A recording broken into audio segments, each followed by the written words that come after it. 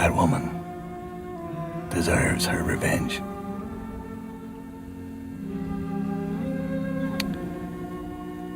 And we deserve to die.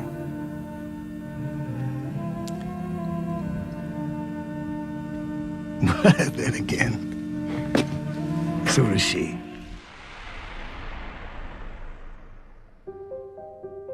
In April 2025, Michael Madsen, the gravel-voiced actor best known for portraying violent, volatile men with extraordinary intensity in dozens of movies over nearly 4 decades, made what would be his final public appearance. It was at the Chiller Theater Expo in Parsippany, New Jersey, one of the many fan conventions that, in recent years, had become a cornerstone of his livelihood.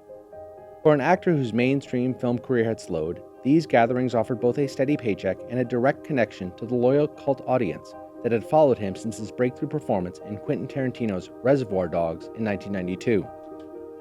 At the convention, Madsen sat for hours at a folding table, stacked with glossy stills from his most famous roles, greeting each fan with a handshake and a story. But he looked worn, his skin weathered, his voice rasping, his movements slow and deliberate. It was the kind of raggedness that does not come from age alone. The man now shuffling behind the autograph table bore little resemblance to the lean, sharp-eyed actor of his prime. His slow speech and thickened frame were the inevitable result of a lifetime of alcohol abuse. For years, his addiction had kept him on a punishing seesaw of recovery and relapse, tarnishing his professional reputation and often causing deep personal embarrassment. There had been on-set clashes with cast and crew, DUI arrests, red carpet appearances where he seemed barely able to stand, and alleged incidents of domestic abuse involving his wife and son. Yet even in the depths of his drinking and volatility, when the cameras were rolling, there were moments of absolute brilliance, flashes that reminded audiences why Michael Madsen had once been among the most magnetic presences in American cinema. On set, he could still summon the raw intensity that earned him praise as the steely-eyed assassin in Kill Bill or the laconic gunslinger in The Hateful Eight. His ability to extract something unforgettable from chaos meant that studios kept calling, despite the unpredictability of the man. The cruel irony of his frail appearance at the convention was that, for once, he was not in the grip of his addiction. In the final chapter of his life, Madsen had begun to find firm footing in his battle against alcoholism. Those close to him said he was, quote, engaged in a consistent and valiant effort toward sobriety, one that carried him through multiple recent rehab stays and into a rare period of stability. His attorney, Perry Wander, said after his death that Madsen was, quote, finally making progress, and in his final weeks, when he knew the end was near, he began working with fellow addicts at a Malibu treatment center. But sobriety could not undo the damage wrought by decades of abuse. On the morning of July 3, 2025, Madsen suffered a heart attack in his Malibu home. He never made it to the hospital. The Los Angeles County Medical Examiner concluded that the heart attack was caused by advanced coronary artery disease, greatly exacerbated by years of chronic alcohol abuse. For a man who had lived for decades on the edge, the end came suddenly and without warning, a final, irreversible fade-out to a life and career defined by volatility and vulnerability, but which ended during a period of great grace and compassion.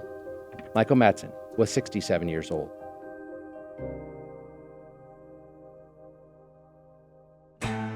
I'm Jason Beckerman. I'm Derek Kaufman. This is Last Days, Michael Madsen.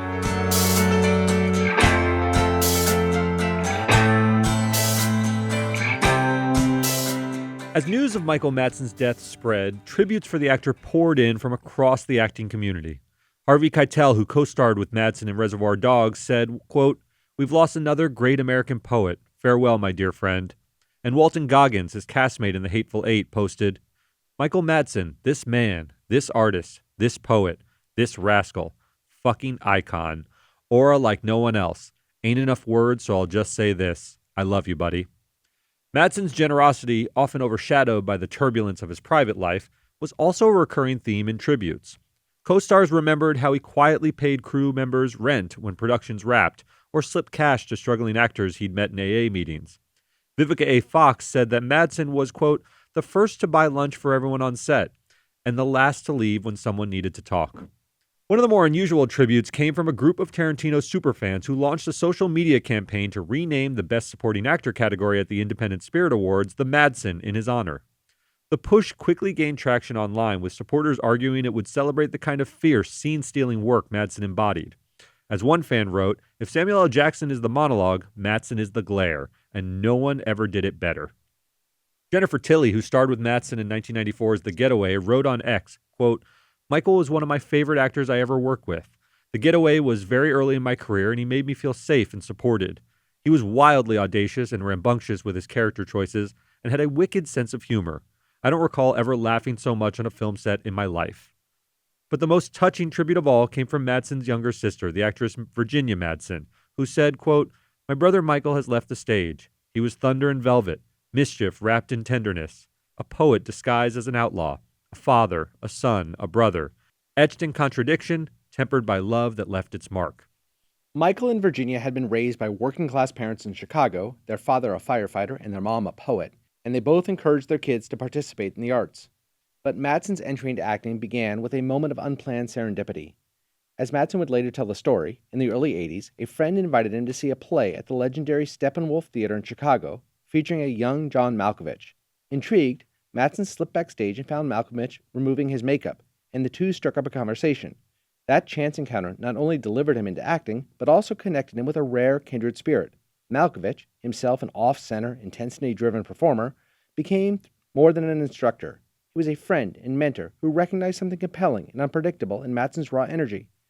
Madsen would later reflect that it was under Malkovich's guidance that he learned to trust that instinctual intensity, channeling his natural edge into performances that felt both volatile and profoundly human, an approach that would come to define his career. I didn't know this story about John Malkovich, but it makes so much sense, right? It makes so much sense. I didn't know it either. They're both unpredictable. Yeah. They're both sort of firecrackers in any movie that they're in. If you watch a movie like Rounders, John Malkovich is doing weird voices, and it's incredible. It makes the movie memorable. Madsen did the same thing in every role he got. He chewed it up. Here's the other thing they have in common. Not everybody loved him. Nope. Malkovich is polarizing. The people who love them. Yes. Like, think the world of them. But they're not for everybody. They bring that intensity to every aspect of their life, both professionally and personally, and that is not for everybody. You're right. You get those ardent superfans who want to name awards after them, though, because they arouse a feeling. Sometimes that strong feeling is negative, but a lot of times you get an ardent fan base who won't go anywhere. With Malkovich's guidance, he landed small roles in a series of big Hollywood movies in the mid to late 80s. First as a young military staffer in 1983's War Games opposite Matthew Broderick, and then as Robert Redford's competition, Bump Bailey, in The Natural. But his first brush with real fame arrived in 1991 when he was cast as Susan Sarandon's flawed yet sympathetic boyfriend in Thelma and Louise. You think I'm happy playing my one-night gigs or Ramada Inn lounges and, you think you're the only one with dreams that don't work out? We both got what we settled for. I think maybe you just don't love me anymore. My God, that movie launched both Brad Pitt and Michael Madsen. Yes. It's pretty incredible. That the movie is about two women who drive off a cliff and have this amazing adventure, but the two people that I think of in those movies are Brad Pitt and Michael Madsen. You know who else you think of in that movie? I do. Harvey Keitel. Absolutely. Also the cop. Absolutely. Madsen's performance in the movie was hailed by critics, but most importantly, caught the eye of Quentin Tarantino, then an up-and-coming screenwriter who was at the time penning what would become his first major movie, Reservoir Dogs. Tarantino would later say when he saw Madsen in Thelma and Louise, he began specifically crafting the Vic Vega character, also known as Mr. Blonde, for the young actor. Tarantino said, quote, "I wrote Vic Vega for Michael. He had that coiled energy, that sense that something was about to happen when he walked in the room. You can't fake that." Madsen, however, had reservations. Quote, "I didn't want to do the infamous torture scenes. I was uncomfortable, but Quentin told me, trust me, it's going to be iconic." And he was right. Look, I'm not gonna bullshit you, okay? I don't really give a good fuck what you know or don't know.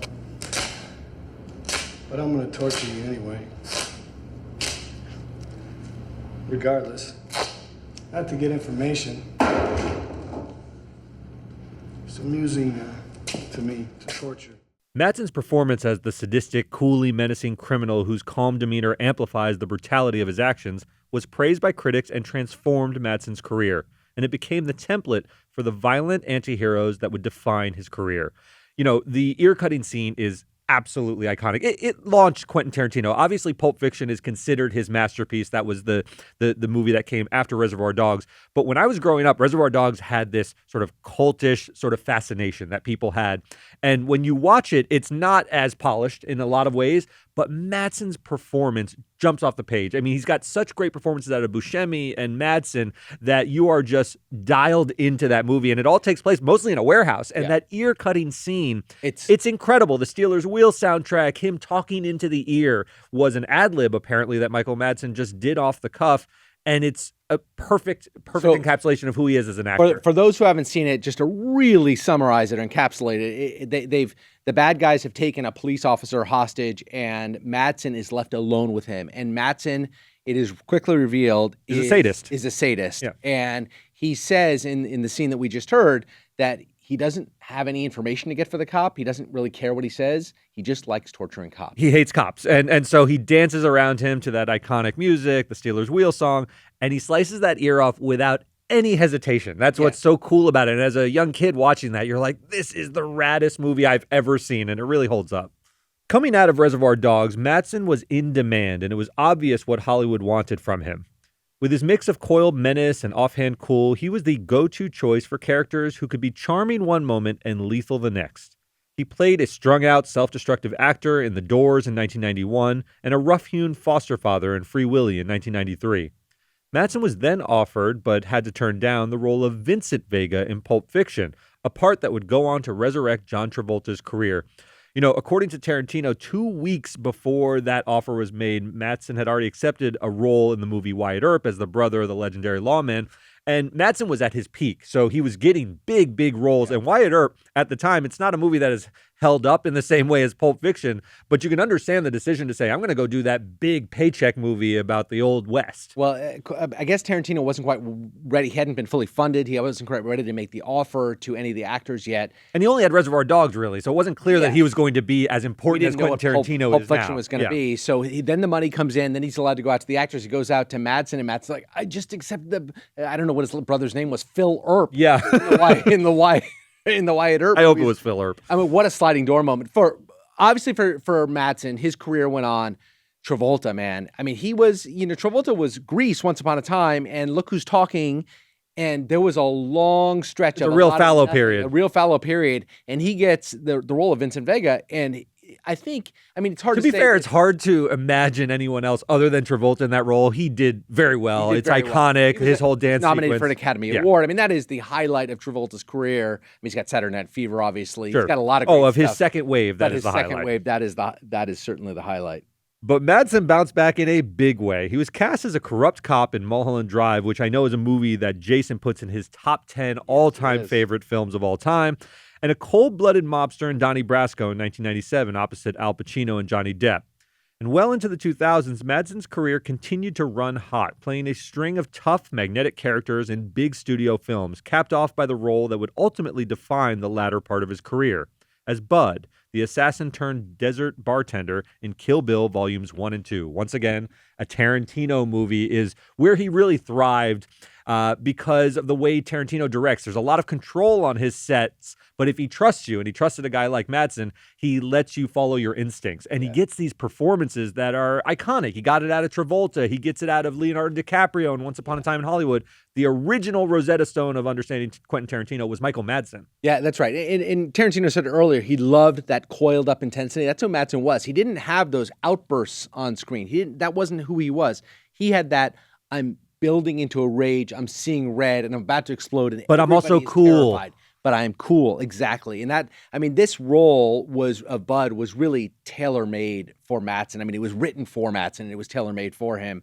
And Tarantino actually called it one of the most soulful performances in any of my movies. Yeah, he really had a lot of kind things. And Tarantino's not a guy who suffers fools. If he doesn't like actors, he also lets you know about it publicly. He's had a lot of riffs with people over the years, but he adored Michael Madsen. And to your point, you know, I also love the movie Goodfellas. I love Joe Pesci, the sort of like unbridled rage. Yeah. But Madsen brought something very different. It was menace, and it was cool. Yeah. And he was just as dangerous as a guy like Pesci, but he carried it out in such a different way that the performances have become very unique and sort of memorable. Just to keep it in the Goodfellas theme, and I don't want to compare him as a quality of an actor, but De Niro had that. De Niro's maybe the greatest to ever do it. Sure. That rage building up inside of him, but he's keeping it calm, and he's letting it build up that will enforce and enhance his actions, but he'll never let it explode. Yes. And that's what Madsen did very effectively. Again, he's no De Niro. I think that's right, but he had that same kind of volcanic intensity under the surface. In Bud, if you remember, the clip we played at the top of the pod,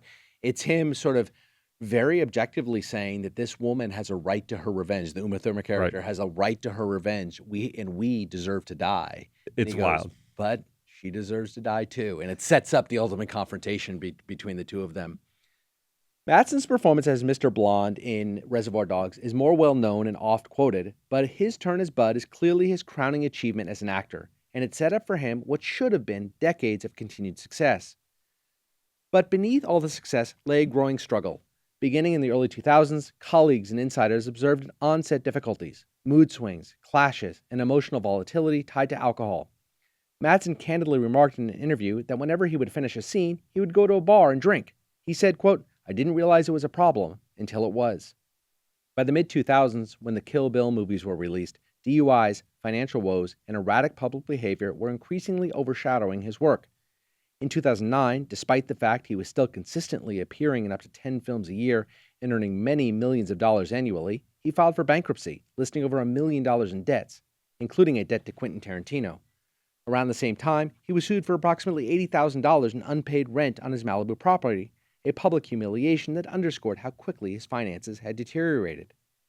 As Madsen's personal struggles deepened, the larger prestige roles began to slip away. He was forced to take on whatever work came his way, often in low-budget, straight-to-DVD productions that paid only a fraction of what he once commanded. Though he remained a recognizable presence on screen, the steady trickle of smaller parts couldn't sustain the lifestyle he'd built. And then, in 2012, he was arrested on charges of cruelty to children after getting into a physical fight with his teenage son. The incident threatened to end his career until Quentin Tarantino again threw him a lifeline. He cast him as the aging gunslinger, Joe Gage, in The Hateful Eight in 2015. What you writing, friend? Only the unqualified to write about. What's that? My life story. You're writing your life story. You bet I am. Am I in it? You just entered. And then in 2019, Tarantino cast Madsen again, this time as Sheriff Hackett in Once Upon a Time in Hollywood. Madsen earned rave reviews in both roles, and audiences willingly overlooked his personal indiscretions, but his appearance was jarring. The once brooding heartthrob was heavy, and his face bore the unmistakable marks of years of hard living. And his voice, once a low and dangerous purr, now rasped with fatigue. On screen, it lent his characters a certain poignancy, the sense of a man who had seen too much and carried it in every gesture. He delivered the kind of control and gravity that had always set him apart. Tarantino agreed, quote, "With Michael, you get lightning in a bottle. Even if he's falling apart, he gives you something no one else can." And Madsen's was indeed falling apart. In March 2019, he crashed his Land Rover into a pole in Malibu while driving drunk. He ultimately pleaded no contest and served 4 days in county jail. And then in 2024, when he was arrested on a domestic battery allegation after a dispute with his wife, she called their relationship, quote, "abusive, dependent, and toxic." Madsen initially denied the allegations of abuse, but would later express regret over the strain his addiction placed on those closest to him, acknowledging that apologies alone could never undo the damage. Any lingering hope for a late career resurgence had long since evaporated. By his final years, Madsen was largely living off residual checks from his earlier work and supplementing his income through autograph signings and appearances at fan conventions. It wasn't a livelihood he resented. He often appeared genuinely warm with admirers, swapping stories and gamely posing for photos, but it was a far cry from the days when he could walk onto a movie set and instantly command the room as a scene-stealing star. How do you think of Madsen?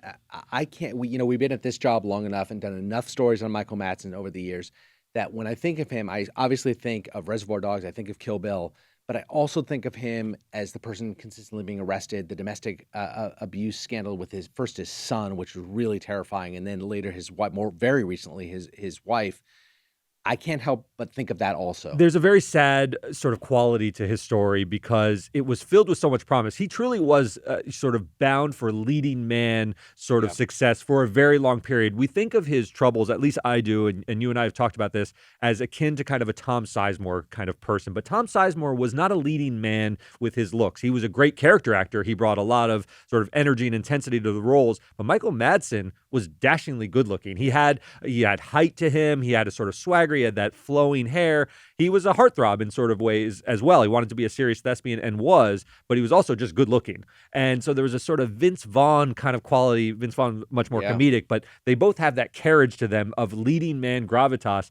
And I always found it very sad that Michael Madsen just couldn't keep his private life under enough control to achieve all he wanted to. If you go back and look 33 years ago at his role as Mr. Blonde, he's something else, man. Not only obviously amazing. very, very good looking, as you mentioned, but there was that intensity. Tarantino loved him. That's who he should have been. He could have been like an A-list movie star opening up giant Hollywood blockbusters. He could have been in the Marvel cinematic universe. He could have been. I mean, I don't want to overstate whatever it. he would have wanted. And Quentin kept giving him chances because if you're a star in Quentin Tarantino's movies, you're poised for success. Look what he did to John Travolta's second wave of his career. You know, he is Samuel L. Jackson is a classic Samuel L. example. Jackson. Yeah. He also likes older guys in middle age, so he would continue to go back to Madsen. He did it with Brad Pitt and Leonardo DiCaprio. He's given them some of their greatest roles. And yet Michael Madsen just couldn't harness his personal life and his private indiscretions, and it really undid him. Speaking of Tarantino, Madsen's passing was a profound personal loss for him. Shortly after Madsen's death, Tarantino gathered friends, collaborators, and family for a memorial where he spoke with unguarded warmth about the deep affection and loyalty that had defined their decades-long friendship. During his remarks, Tarantino told a story from the first weeks of shooting Reservoir Dogs when he was forced to fire a veteran actor who was compromising the production, a decision that left him shaken and doubting himself. Later that night, he said he received a voicemail from Madsen in which the actor reassured him it was a decision that had to be made, saying, quote, "I respect the decision as a director. I respect it as a captain, and I respect it as a man. I'm on your side, buddy." Tarantino said it was in that moment that a bond was forged, one of loyalty and mutual trust that would never waver for the next 30-plus years. He concluded his remarks by telling the assembled crowd, quote, "Michael was my guy. He was my bud, my Mr. Blonde."